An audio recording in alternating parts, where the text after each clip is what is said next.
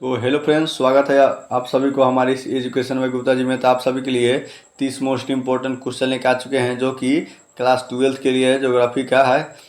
इसको आपको सही से नोट करना है। आर्ट्स वालों के लिए है, तो क्या करना है, इसको आपको सही से नोट करना है। सारे बोर्ड एग्जाम में पूछे ना प्रश्न दोस्तों 100% बोर्ड परीक्षा में से इसी में से आने वाला है। 30 क्वेश्चन है, तो इसको आपको सही से याद कर लेना। जो जो मैं क्वेश्चन बताते जाता हूँ आंसर, इसको आपको सही से नोट कर लेना है। आंसर आपको पहले से ही पता होगा, तो फिर आपको कमेंट कर देना है। तो अगर मेरे चैनल पर पहली बार आए हैं तो मेरे चैनल को सब्सक्राइब और साथ में बेल आइकन दबा दीजिए, ताकि हमारा कोई भी नया वीडियो अपलोड हो तो तुरंत आप तक पहुँच जाए। तो चलिए बिना समय का क्वेश्चन को चलते हैं। तो आपको पहला नंबर में दिया है, भारतीय रेल की शुरुआत कब हुई थी। भारत में रेल की शुरुआत कब हुई थी, तो आपका इसका राइट आंसर 1853 ईस्वी में हुई थी। भारत में रेल की शुरुआत कब हुई थी, तो 1853 ईस्वी में हुई थी। इसको आपको सही से नोट करना है। तो चलिए अगले क्वेश्चन को चलते हैं। तो दूसरे नंबर में कोच्चि पतन अवस्थित है, मतलब कोच्चि पतन अवस्थित कहाँ है, तो आपका इसका राइट आंसर सी नंबर रहेगा। तो केरल में स्थित है। कोच्चि पतन कहाँ अवस्थित है, तो केरल में स्थित है। इसको आपको सही से नोट करना है। तो चलिए अगले क्वेश्चन को चलते हैं। तो आपको तीसरे नंबर में जल जन्य रोग क्या है, जल जन्य रोग क्या है, तो आपका इसका राइट आंसर सी नंबर रहेगा। 30 हो जाएगा। इसको आपको सही से नोट कर लेना है।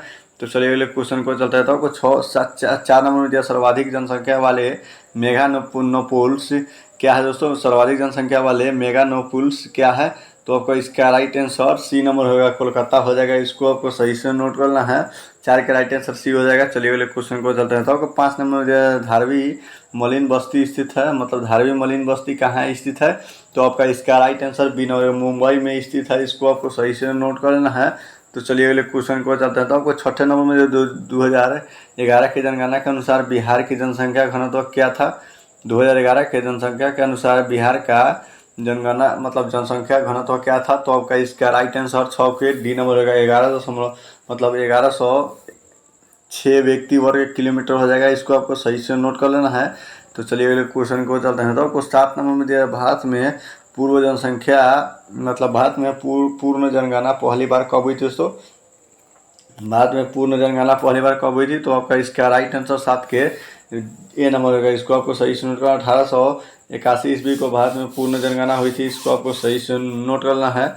तो चलिए अगले क्वेश्चन को चलते हैं। तो आपको 8 नंबर में दिया, जो 2011 के जनगणना के अनुसार भारत की नगरीय आबादी क्या थी। तो 2011 के जनगणना के अनुसार भारत की नगरीय आबादी क्या थी, तो आपका इसका राइट आंसर ये हो जाएगा 3116% हो जाएगा। इसको आपको सही से नोट करना है। तो चलिए अगले क्वेश्चन को चलते हैं। तो आपको 9 नंबर में निम्नलिखित में से कौन भारत में पुरुष प्रवाह का मुख्य कारण है, तो आपका इसका राइट आंसर 9 के आपका राइट आंसर सी हो जाएगा, काम और रोजगार हो जाएगा। इसको आपको सही से नोट करना है। तो चलिए अगले क्वेश्चन को चलते हैं। तो आपको 10 नंबर निम्नलिखित राज्यों में किसका 0.6 आयु वर्ग लिंगानुपात मतलब निम्नतम है, तो आपका इसका राइट आंसर 10 के ये नंबर हरियाणा हो जाएगा। इसको आपको सही से नोट करना है, हरियाणा राज्य हो जाएगा। तो इसको आपको सही से नोट करना है। तो चलिए अगले क्वेश्चन को चलते हैं। तो आपको 11 नंबर में 2011 की जनगणना के अनुसार निम्नलिखित राज्यों में से किसमें नगरीय जनसंख्या का अनुपात सर्वाधिक है, तो आपका इसका राइट आंसर 11 के सी नंबर का गोवा का सबसे ज़्यादा सर्वाधिक जनसंख्या अनुपात है। इसको आपको सही से नोट करना है। तो चलिए अगले क्वेश्चन को चलते हैं। तो आपको 12 नंबर में दिया, सिंचित क्षेत्रों में मृदा निम्नीकरण का प्रमुख कारण क्या है, मतलब सिंचाई वाले जहाँ पे नमी हो वहाँ पे मृदा निम्नीकरण का प्रमुख कारण क्या है, तो आपका इसका राइट आंसर बी नंबर का मृदा लवणता हो जाएगा। इसको आपको सही से नोट करना है। 12 का राइट आंसर बी हो जाएगा। तो चलिए अगले क्वेश्चन को चलते हैं। तो आपको 13 नंबर में दिया, उच्च परिणाम और स्तर वाले अन्वेषण से संबंधित क्रियाकलापों को क्या कहा जाता है दोस्तों, तो आपका इसका राइट आंसर 13 के बी नंबर का पंचम क्रियाकलाप हो जाएगा। इसको आपको सही से नोट करना है। तो चलिए अगले क्वेश्चन को चलते हैं। तो आपको 14 नंबर में जाए, उत्तर भारत में सिंचाई का प्रमुख स्रोत क्या है। उत्तर भारत में सिंचाई का प्रमुख स्रोत क्या है, तो आपका इसका राइट आंसर ये नंबर का नहर हो जाएगा। उत्तर भारत में सबसे ज़्यादा सिंचाई नहर से ही करते हैं। तो क्या करना है, इसको आपको सही से नोट करना। 14 का राइट आंसर ये हो जाएगा।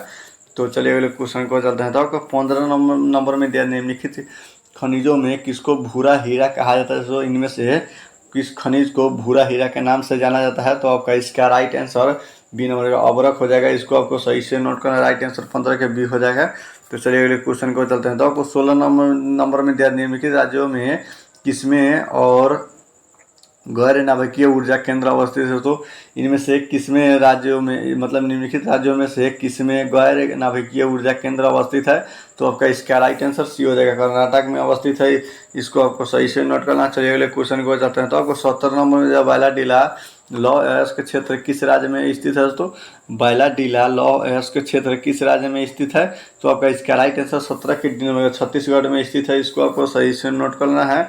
तो चलिए अगले क्वेश्चन को चलते हैं। तो आपको 18 नंबर में दिया केंद्रुछर मैग्नी क्षेत्र मतलब केंद्रुछर मैग्नी क्षेत्र किस राज्य में स्थित है, मतलब कहाँ स्थित है? तो आपका इसका राइट आंसर उड़ीसा में स्थित है। इसको आपको सही से नोट करना है।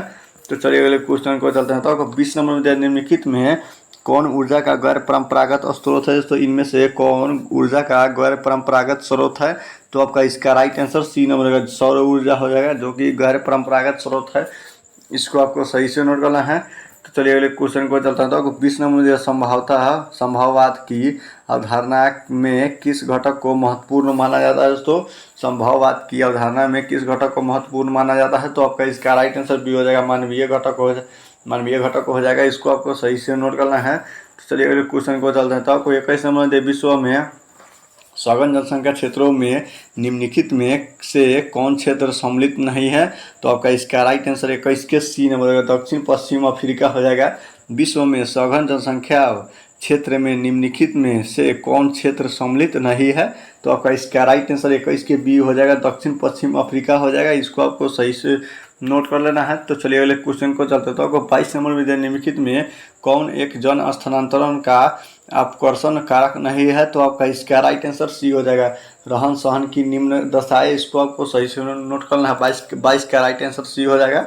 तो चलिए अगले क्वेश्चन को चलते हैं। तो आपको 23 नंबर में विश्व के किस देश की जनसंख्या सर्वाधिक है? दोस्तों विश्व के किस देश की जनसंख्या सर्वाधिक है? तो आपका इसका राइट आंसर सी नंबर का चीन की सबसे ज़्यादा जनसंख्या सर्वाधिक होती है।